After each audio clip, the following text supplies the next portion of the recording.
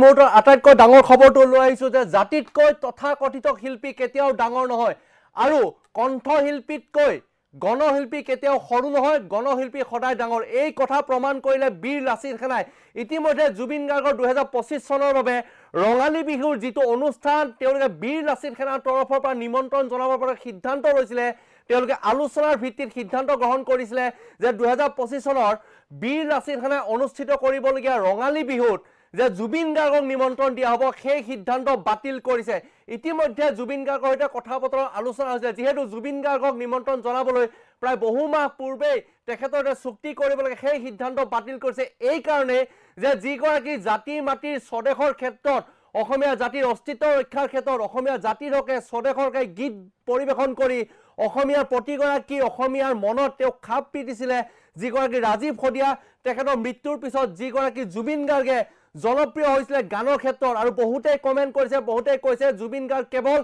গানৰ বাবেহে জনপ্ৰিয় অসমীয়া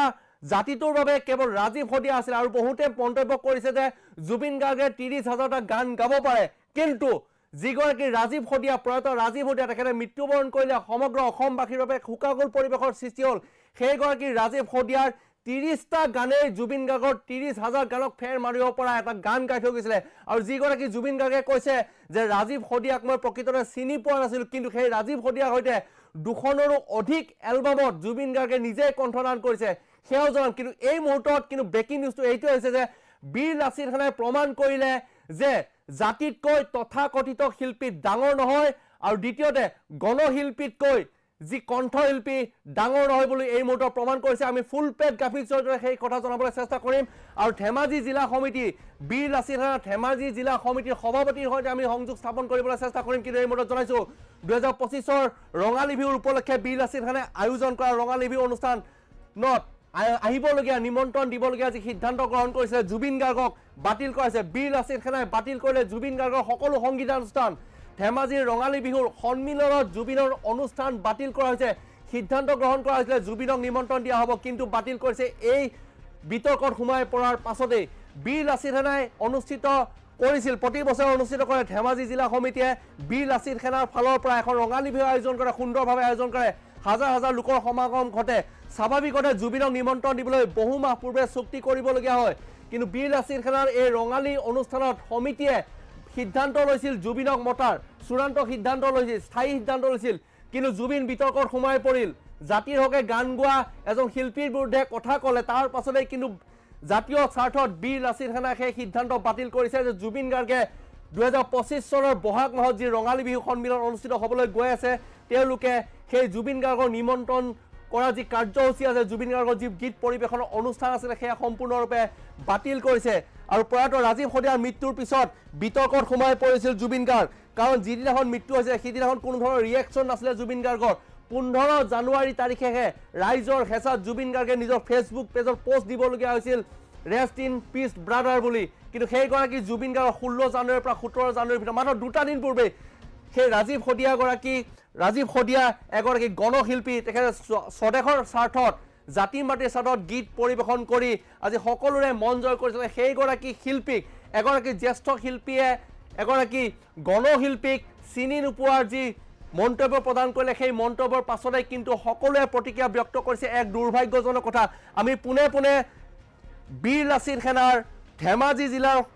সভাপতিগৰাকীৰ সৈতে আমি যোগাযোগ স্থাপন কৰিবলৈ চেষ্টা কৰিম মই পোনে তেওঁলোকৰ ফোন লাইনৰ লগত উপস্থিত আছো তেওঁলোকৰ ফোন লাইনৰ সৈতে কথা পাতিবলৈ চেষ্টা কৰিম মই পোনে পোনে আপোনাৰ কাষলৈ যাব বিচাৰিছো যে এই সমগ্ৰ ঘটনা সন্দৰ্ভত যি জুবিন গাৰ্গে যি বিতৰ্কমূলক মন্তব্য প্ৰদান কৰিলে এই বিতৰ্কমূলক মন্তব্য প্ৰদান কৰাৰ পাছত সকলো এটা প্ৰতিক্ৰিয়া আগবঢ়াইছে ফেচবুকত যে জুবিন গাৰ্গক কেৱল গানৰ বাবেহে মানুহে আৱেগত ৰাখিছে গানৰ বাবেহে ভাল পায় কিন্তু এনেকুৱা জাতীয় স্বাৰ্থত কোনো এজন গণশিল্পী যিগৰাকী শিল্পীৰ মৃত্যুত সমগ্ৰ ৰাজ্যই শোকত মিয়মান হৈ পৰিছে সেইগৰাকী শিল্পীৰ বিৰুদ্ধে চিনি নাপাওঁ বুলি কৈছে অৱশ্যে ইতিমধ্যে তেওঁ 2টাৰো অধিক এলবামত ৰাজীৱ হদিয়াই নিজে প্ৰস্তুত কৰা একেলগে কণ্ঠদান কৰিছে এনেকুৱা ধৰণৰ খুব গ্ৰহণযোগ্য কথা হয় নেকি মই আপোনাৰ পোনে পোনে আপোনাৰ প্ৰতিক্ৰিয়া বিচাৰিছো হয় নমস্কাৰ মই ধেমাজি বীৰ লাচিত সেনা সমিতিৰ জিলা সমিতিৰ মুখ্য সচিব যাদৱ ধেমাজি কথা হৈছে কি অত্যন্ত দুখদায়ক ঘটনা এটা এইটো ঘটনা বুলি অভিহিত কৰিব বিচাৰিছো আমাৰ কেইদিনমান আগতে আমাৰ এজন গণশিল্পী হঠাতে আমি নিবিচৰাৰ ধৰণে তেখেতে আমাৰ মাজৰ পৰা বিদায় মাগিছে এই মুহূৰ্তত এজনৰ আমাৰ অসমৰ এজন জনপ্ৰিয় কণ্ঠশিল্পী নাম ক'ব বিচাৰিছো তেখেত আমাৰ জুবিন গাৰ্গ আমাৰ হাৰ্টথ্ৰব বুলি যাক কোৱা হয় তেখেতে এনেকুৱা এটা তুচ্ছ তাচ্ছিল্য তেখেতৰ বিৰুদ্ধে তেখেতক লৈ পিনে আগবঢ়াইছে আমি বীৰ লাচিত সেনা অসম ধেমাজি জিলা সমিতি আমি ক্ষুণ্ণ হৈছো আমি জনাব বিচাৰিছো আপোনাক জনাবলৈ আমি আচলতে আমি সুখী হৈছো বৰ্তমান মুহূৰ্তত যে অহা বৰ্ষত আমাৰ এই চলিত বৰ্ষত 2025 বৰ্ষত আমি আলোচনা কৰিছিলো যোৱা 28/11/2024 তাৰিখে আমি সিদ্ধান্ত গ্ৰহণ কৰিছিলো আমাৰ গতানুগতিকভাৱে আমাৰ চলি অহা এবাৰ ৪ৰ্থ বৰ্ষ আছিলে আমাৰ বিহু সন্মিলনখনি কিন্তু এই সন্মিলনখনি তেখেতক আমি সংগীতানুষ্ঠানত পৰিৱেশন কৰিবৰ কাৰণে আমি শিল্পী হিচাপত তেখেতক আমন্ত্ৰণ কৰা আমি সিদ্ধান্ত গ্ৰহণ কৰিছিলো কিন্তু ইতিপূৰ্বে যোৱাকালি যিটো তেখেতে তুচ্ছ তাচ্ছিল্যৰ মন্তব্য আগবঢ়ালে আমাৰ গণশিল্পী গৰাকীৰ মৃত্যুৰ গতিকে আমি ক্ষুণ্ণ হৈছো আৰু ক্ষুণ্ণ হৈ আমি ততাতৈয়াকৈ আজি আমি সিদ্ধান্ত গ্ৰহণ কৰিছো বীৰ লাচিত সেনা অসম ধেমাজি জিলা সমিতিয়ে সিদ্ধান্ত গ্ৰহণ কৰিছো তেখেতক লৈ পিনে আমি যিটো সিদ্ধান্ত গ্ৰহণ কৰিছিলো সংগীতানুষ্ঠানৰ বাবে আমাৰ যিখন ৰঙালী বিহু সন্মিলন অনুষ্ঠিত হ'ব 2025 বৰ্ষত আমি ইতিমধ্যে বাতিল কৰিছো কথাটো হৈছে কি আমাৰ ধৰক শিল্পী কেতিয়াও এজন গণশিল্পীতকৈ ডাঙৰ হ'ব নোৱাৰে তথাকথিত শিল্পী আমাৰ অসমত বহুত জন্ম হৈছে আমি পাই আহিছো কিন্তু গণশিল্পী আৰু শিল্পীৰ মাজত পাৰ্থক্য যথেষ্টখিনি আছে গতিকে আমি জনাবলৈ পাই সুখী হৈছো আমি ধৰক অত্যন্ত দুখো পাইছো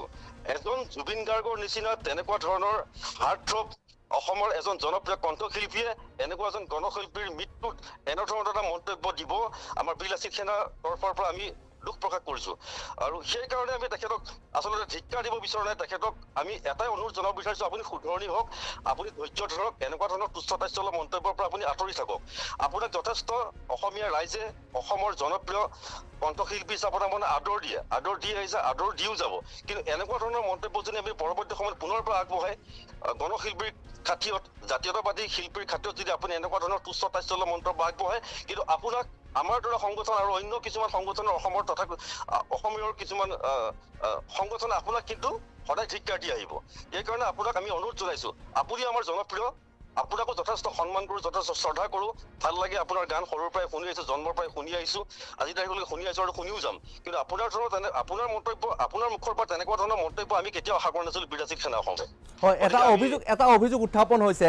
13 জানুৱাৰী তাৰিখে অৰ্থাৎ উৰুকাৰ দিনাখন এগৰাকী গণশিল্পীৰ মৃত্যু ঘটিছে বিয়োগ ঘটিছে আৰু তেখেতৰ মৃত্যুৰ খবৰ সমগ্ৰ ছ'চিয়েল মিডিয়াত ভাইৰেল হৈ পৰিছে তাৰ পাছত 15 জানুৱাৰীৰ দিনাখন জুবিন গাৰ্গে এটা ফেচবুকত পোষ্ট দিছে ৰেষ্ট ইন পিচ ব্ৰাদাৰ গতিকে এয়া বহুতে অভিযোগ উত্থাপন কৰিছে যে জুবিন গাৰ্গে বাধ্যত পৰি পাব্লিকৰ হেঁচাত অৰ্থাৎ ৰাইজৰ হেঁচা প্ৰয়োগ কৰাৰ বাবে জুবিন গাৰ্গে এতিয়ালৈকে মন্তব্য প্ৰতিক্ৰিয়া আগবঢ়োৱা নাই তেখেতৰ একেলগে কণ্ঠদান কৰা গানো শুনিছে কিন্তু জুবিন গাৰ্গে এতিয়ালৈকে এটা পোষ্ট দিয়া নাই তাক লৈ যেতিয়া হেঁচা প্ৰয়োগ কৰা হৈছিল বুলি বহুতে অভিযোগ উত্থাপন কৰে তাৰ পাছতে কিন্তু জুবিন গাৰ্গে 15 জানুৱাৰী তাৰিখে জুবিন গাৰ্গে ৰেষ্ট ইন পিচ ব্ৰাদাৰ বুলি এখন ফেচবুকত ফটো আপলোড কৰি এখন পোষ্ট দিছিলে তাক লৈ কিন্তু বহুতে প্ৰতিক্ৰিয়া আগবঢ়াইছে এই ক্ষেত্ৰত কি ক'ব আপোনালোকে নহয় আমি ধেমাজি জিলা সমিতি আমি এইটো কথা ক'ব বিচাৰিছো যে আগত যদি আপোনালোকে দুখ দি পিনে পিছত সুখ দিব বিচাৰিছে সেইটো কোনো ধৰণৰ আমি তেনেকুৱা সহিবলগীয়া কথা নহয় আগতে প্ৰথম তেওঁ কি ৰাজীৱ সদিয়াক চিনি নাপায় বুলি কৈছে ৰাজীৱ সদিয়াক কোন হয় নাজানো বুলি কৈছে তেনেকুৱা ধৰণৰ তথাকথিত তেনেকুৱা এজন ইমান গণ্যমান্য এজন শিল্পীয়ে ইমান এজন অসমীয়া ৰাইজৰ জাতীয়তাবাদীৰ লগত জড়িত হোৱা গণশিল্পী এজনক তেনেকুৱা ধৰণৰ মৃত্যুৰ সময়ত তেনেকুৱা ধৰণৰ মন্তব্য দিয়াটো প্ৰথম দি লোৱাৰ পিছত তেওঁ দুখ প্ৰকাশ কৰাটো সেইটো আমি কেতিয়াও গ্ৰহণযোগ্য বুলি নাভাবো তেখেতৰ এইবিলাক ভেকু ভাওনা আমি সেই বুলিয়ে ক'ব বিচাৰিম তেখেতৰ হয় এতিয়া জুবিন গাৰ্গে যিহেতু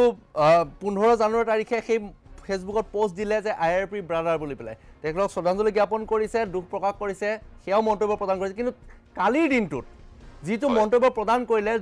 আচলতে মই তেখেতক ভালকৈ চিনি নাপাওঁ বুলি কৈছে ইতিমধ্যে দুখনকৈ এলবাম আমাৰ হাতত আহি পৰিছে সেই দুখনকৈ এলবামত একেলগে কণ্ঠদান কৰিছে ৰাজীৱ সদিয়াই প্ৰযোজনা কৰা কণ্ঠদানো কৰিছে তেনে ক্ষেত্ৰত জুবিন গাৰ্গে চিনি নাপাওঁ বুলি কোৱা এটা উদ্ভট মন্তব্য নহয় জানো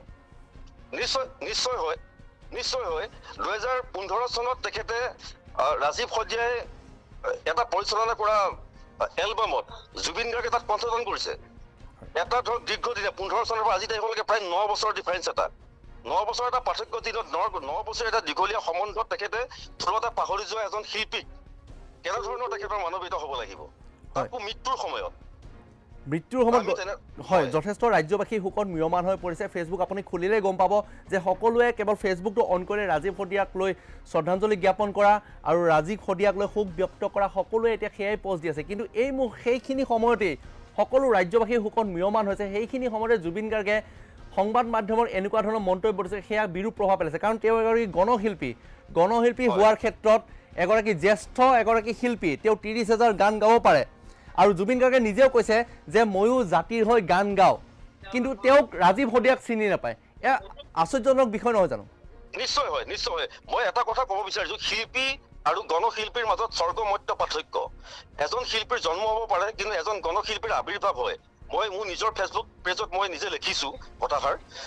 জাৰক ধেমাজি বুলি যিটো ফেচবুক পেজ আছে মই তাতে আপোনাক উল্লেখ কৰিছো যে শিল্পীৰ জন্ম হ'ব পাৰে হাজাৰ হাজাৰ শিল্পীৰ জন্ম হ'ব পাৰে কিন্তু এজন প্ৰকৃত গণশিল্পীৰ তেখেত জন্ম নহয় তেখেত আবিৰ্ভাৱ হ'ব লাগিব আজি ধৰক সেই সদিয়াতে আমাৰ সুধাকণ্ঠ ভূপেন হাজৰিকা ডক্টৰ ভূপেন হাজৰিকা তাতে জন্ম হৈছিলে তাতেই দ্বিতীয় এজন ভূপেন হাজৰিকা জন্ম হৈছে তেখেতক আমি তেখেতে ৰাজীৱ হদিয়াক তেনেদৰে আমি অভিহিত কৰিব বিচাৰিম এজন দ্বিতীয় ভূপেন হাজৰিকা ঠিক তেনে এজন ব্যক্তি তাতে জন্ম হৈছিলে একেখন সদিয়াতে জন্ম হৈছিলে ডক্টৰ ভূপেন হাজৰিকা সুধাকণ্ঠ আৰু গণশিল্পী সদ্যপ্ৰয়াত ৰাজীৱ হদিয়া ডাঙৰীয়া দুয়োজন কিন্তু ব্যক্তি অসমৰ এটা মূলৰ সদিয়া অঞ্চলত জন্মগ্ৰহণ কৰিছে গতিকে দুয়োজনক আমি একেখন আসনতে আমি ৰাখিব বিচাৰো আৰু তেনেকুৱা এজন ব্যক্তিক আমি যাক মিলাব বিচাৰিছো সুধাকণ্ঠ ভূপেন হাজৰিকাৰ লগত তেখেতক চিনি নাপাওঁ বুলি কোৱা ৰাজীৱ হদিয়াক চিনি নাপাওঁ বুলি কোৱা এজন অসমৰ জনপ্ৰিয় কণ্ঠশিল্পীক তেনেকুৱা এটা মন্তব্যৰ কাৰণে আমি কিন্তু যথেষ্ট দুখ প্ৰকাশ কৰিছো আৰু ধৰক এই ঘটনাটোৰ কাৰণে আমি বাধ্যত পৰিছো আমি জিলা সমিতিয়ে তৎকালীনভাৱে সিদ্ধান্ত গ্ৰহণ কৰিবলৈ বাধ্য হৈছো যে আমি আজিৰ পৰা ১.৫ মাহ আগতে তেখেতৰ লগত আমি তেখেতৰ কাৰিকৰী বিভাগৰ লগত আমি কথা বতৰা হৈছিলে ইতিমধ্যে কিন্তু আমি সকলোখিনি নস্যাৎ কৰিছো আজিৰ তাৰিখত আমি সিদ্ধান্ত গ্ৰহণ কৰিছো যে আমি যিটো সিদ্ধান্ত গ্ৰহণ কৰিছিলো সেই সিদ্ধান্তটো আমাৰ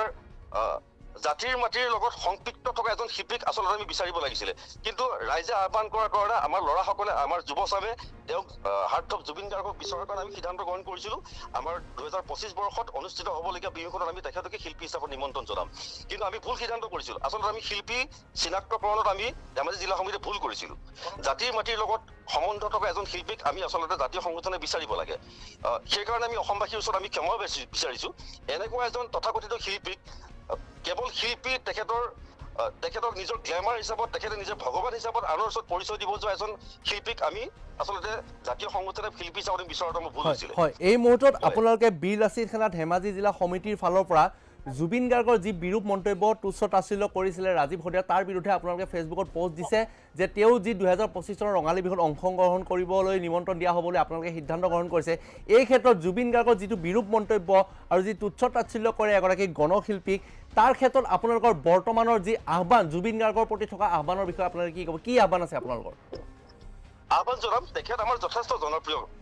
মই আগতেও কৈ গৈছো যে তেখেত আমাৰ হাৰ্টথ্ৰব হয় যুৱ প্ৰজন্মৰ কাৰণে তেখেত হাৰ্টথ্ৰব হয় অসমৰ এটা কলিজা স্বৰূপ গতিকে তেখেতক আমি আহ্বান জনাম যে আপুনি শুধৰণি হওক আপুনি অন্ততঃ মাটিৰ লগত সংপৃক্ত থকা শিল্পীসকলক আপুনি সন্মান কৰিবলৈ শিকক জাতিৰ কাৰণে মিলি যাব বিচৰা শিল্পীসকলক আপুনি সন্মান কৰিবলৈ শিকক জাতীয়তাবাদীৰ লগত গণশিল্পী উপাধি ধৰক ল'ব বিচৰা তেনেকুৱা ধৰণৰ সংগীত শিল্পীসকলৰ লগত আপুনি সম্বন্ধ কৰিবলৈ শিকক আমি আহ্বান জনাইছো তেখেত যথেষ্ট বয়স হৈ গৈছে আমি যথেষ্ট তেখেতক সন্মান কৰোঁ মৰম যাচো সৰুৰ পৰা তেখেতৰ গান শুনি ডাঙৰ হৈ আহিলো গতিকে তেখেতক আমি অনুৰোধ জনাব বিচাৰিম অনাগত দিনত যেন আপুনি তেনেকুৱা ধৰণৰ ভুল কৰিবলৈ নাযায় তুচ্ছ তাচ্ছিল্য মন্তব্য শিল্পী আৰু গণশিল্পীৰ মাজত আপুনি পাৰ্থক্যটো বুজি পাওক সেইটোকে আহ্বান জনাব বিচাৰিম গতিকে তেখেতে শুধৰণি হওক আমাৰ মৰম তেখেতলৈ হেৰাই নাযায় হয় এই মুহূৰ্তত আপোনাক ধন্যবাদ জনাইছো এই কেতিয়াও হেৰাই নাযায় শ্ৰদ্ধা কেতিয়াও হেৰাই নাযায় কিন্তু তেখেতক আমি আন্তৰিকতাৰে ক'ব বিচাৰো যে তেখেতে যিবিলাক তুচ্ছ তাচ্ছিল্য মন্তব্য কৰে কিন্তু কৰাৰ আগতে অন্তত ১০০ বাৰ ভাবি চাওক কোন শিল্পীক কেনেধৰণৰ মন্তব্য কৰাটো যুগুত হয় এই মুহূৰ্তত আপোনাক ধন্যবাদ জনাইছো আপুনি সবিশেষ জনোৱাৰ বাবে আপোনালোকৰ যি আকাংক্ষা যি প্ৰতিক্ৰিয়া সেই জনোৱাৰ বাবে ধন্যবাদ জনাইছো এই মুহূৰ্তত পুনৰবাৰ ফুল প্লেট গ্ৰাফিক্সৰ জনাবলৈ চেষ্টা কৰিম সেই খবৰটো যে জুবিন গাৰ্গক ইতিমধ্যে যি সিদ্ধান্ত অনুষ্ঠিত হৈছিলে সিদ্ধান্ত কৰিছে যে বীৰ লাচিত সেনা ধেমাজি জিলা সমিতিয়ে জুবিন গাৰ্গক নিমন্ত্ৰণ কৰিবলগীয়া যি সিদ্ধান্ত হৈছিলে তেওঁলোকৰ আলোচনাৰ মৰ্মে সেই সিদ্ধান্ত বাতিল কৰিছে ২০২৫ চনৰ ধেমাজিৰ বীৰ লাচিত সেনাই অনুষ্ঠিত কৰা ৰঙালী বিহু সন্মিলনত জুবিন গাৰ্গক অংশগ্ৰহণ কৰাৰ পৰা তেওঁলোকে বাধা আৰোপ কৰিছে আৰু ইতিমধ্যে তেওঁলোকে তাৎক্ষণিকভাৱে যিগৰাকী ৰাজীৱ হদিয়া গণশিল্পী তেখেতৰ মৃত্যুক লৈ জুবিন গাৰ্গে যি বিৰূপ মন্তব্য কৰাৰ অভিযোগ উত্থাপন হৈছে তুচ্ছ তাচ্ছিল্য কৰাৰ অভিযোগ উত্থাপন হৈছে সেই অভিযোগৰ ভিত্তিত